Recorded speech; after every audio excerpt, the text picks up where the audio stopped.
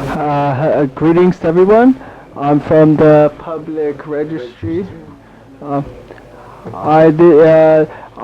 we talk. My company deals with open source cloud, and which is an international project. And this I want to talk about the attrition approach of our project now. When they begin some kind of physical work, and they need the special skills in order to complete that. Cloud computing will change this, because this will show the infrastructures. It will be done by, and this became important when they changed services. We were able to do this when in the 20th century, when electrical energy was discovered, and this was completely unmanageable, that our system could have become something like this, and then the technology had a victory, and it became cheaper, and at this stage in this history, because of the cheapness of the project, it became something that was more commonplace. It's important for people to receive the services that were done by hand. What is characterized by any service? We can someone who concretely needs it, and we can appropriately use the appropriate price for these products. What has changed, and why has cloud become a possibility for people to use? And as this is not a new service, this has existed for a long time, but in the 21st century it finally became realistic for this to become a reality. This is an apparatical hardware to software, and this began in the 2000s when virtualization, the possibility of virtualizing things began to grow, and then we had numerous operational systems, and the number of operational systems, application systems became less in number, and then at an earlier stage, these products were needed by in much greater number, and I don't know if I'm mistaken, but if this was a decision based on the program of the project,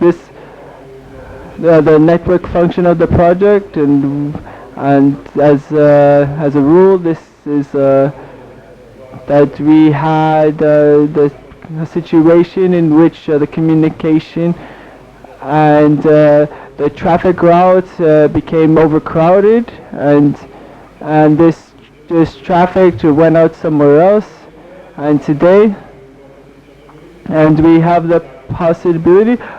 This won't happen anymore today, and it's much more practically done, so that there won't be any overcrowding or anything like that.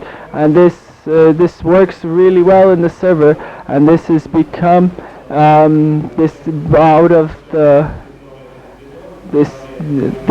is developed, and it exists as a public resource. And this is, and then per the perspective of optimization, we can see that this will happen more actively than it had happened in the past. Interesting thing is that what is happening in the NATS equipment x86 platform server with the software, and software is being sold by manufacturer. They can sell it with the server and software. Traditionally this was a different equipment, but the reality is that the machinery or the equipment that is being developed by manufacturer, it is difficult for them to create something new. But we have x86 platform, which is quite rapidly developed, and it was possible to attract the software. Another important change is from vertical to horizontal, step by step, and scaling. In 90s and 20s, it's like a golden age in processors, because new model was just to increase the proc rate, and it was enough to expedite the service. New processor that will expedite the process. In 2000 we reached 3 megahertz, which became stumbling point for us, and then the quicker they work, the more hotter they get, and the more difficult it will become for operation. It's like a vicious circle, and we can't unbreak this vicious circle. And basically the way out is a horizontal race, and it's been going on for 10-15 years, and certain processors. The same is true with respect to other technologies. And there's a trend in this system. The data, 90% of the data in the world today was created in the last 2 years alone. And the same is going to be true in 2 years. So whatever information we have today is just 10% of those information that we will have in 2 years. The smartphones,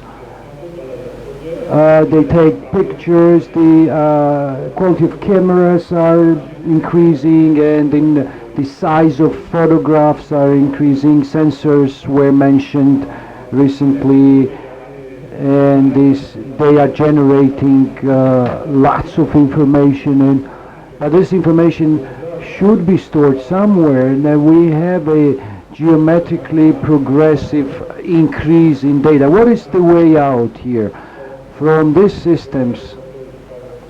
Yeah, the block protocols, file protocols, object protocols, which are storages basically, block storage, block store, and I'll talk about object stores about here.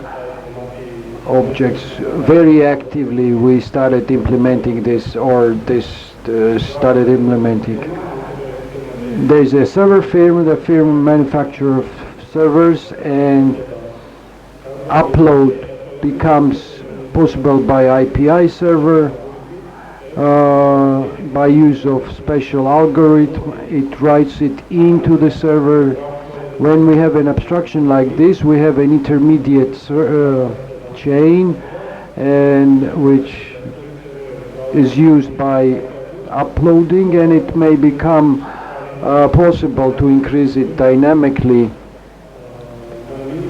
But the downside is that object stores are not quick, and approach is not by bytes. If you have some file on object stores, you have to download the entire object store and then re-upload it again. But why it is interesting and why they are developing so fast, since their functions are less, but the thing is, let me go back to this chart. The number of information, or the scale of information, is increasing, and the majority of this information is so-called cold data. So let's make a comparison. You upload your picture on a Facebook, and your friends liked it, and then next day everybody forgot about it. So this is something like this. So information becomes like important for a short period of time, and then everyone forgets about it. So that's why object storage is, we observe it intensively, but we need to store them, right? This information should be stored somewhere, and somewhere is of interest. Interesting technology is a Kinetic open storage project, which was started by Seagate, and then large storage producers joined. Greenwich Foundation is in charge, sort of. So what is the idea here? If classically, if you write on Winchester, and Winchester gets attached to the computer, and the filing system writes files in Kinetic system, visually it will look the same, Winchester, but it will have two Ethernet interface instead of just regular interface, and it's an independent node. It's a small server, independent on any Winchester. It has an iron processor, and error correction is done by this IRO processor, and more powerful IRO processor is installed now, and now we have like a separate equipment which has its special data. And if we take a classical example and we put data in Seagate's system, we have a situation like we have a box like this where we have lots of Winchesters are in. It's a Ethernet switch. All Winchesters are independently read and write, and if we have many clients, we can write it on many Winchesters, and if any Winchester is broken, then the information will be transferred to another one without intermediary. So what's the idea here? All the technologies and people that are working on the development of this technology, they are targeting extreme optimization for preparing infrastructure for tomorrow's rapid growth, or whatever data we are expecting today. This technology is needed to be developed. Next topic, important, is density of calculations and the information which will become in our data centers. In this very picture, you'll see 70 Winchesters, and going back to virtualization, it increased the density itself. Virtualization says we had 10 servers, now virtualization gives us the opportunity on one server to have a capacity of 10 servers and 200 surrounded virtual machines to be incorporated. And you can see on this chart, if you look at the visual part, we have equipment and hypervisor and virtual machines with their own operational system and applications. And we don't need another operational system because it's a duplicating the same system. It's a lost energy and lost money. We may say that, well, we are a small country, and look, ask Amazon. Amazon will tell you that how much resources are wasted and how much money is wasted. Containers is not a new topic. It's a reincarnation of the idea, and it's like a real revolution of containers. Now, instead of hypervisors, we have a kernel of operational system which has the possibility of isolation of each single. It's a Linux containers mostly, that each procedure should be isolated from each other so that they will not exceed to a certain point, and they allow you to isolate. So if we compare this to containers, there's no duplicated operational system. We have one operational system and one container, and we can see that the system is virtualized, and they receive the one nucleus of the same system, and it can extract the maximal resource from one machine. So in the case of containers, one machine can actually produce the same amount of work as 10 machines. Another interesting effect that these containers have is Dockers, open source Dockers, which enables us that one package and send it to wherever you want, because the support is everywhere in Google, Amazon, Microsoft, Azure, and you can also put it on your laptop, and developer can do it on your laptop and then send it into the cloud. In Docker's place, you can migrate from one cloud to another cloud with minimal losses.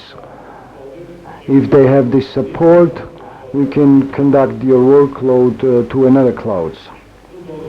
And finally, we have cloud solutions, OpenStack example, OpenStack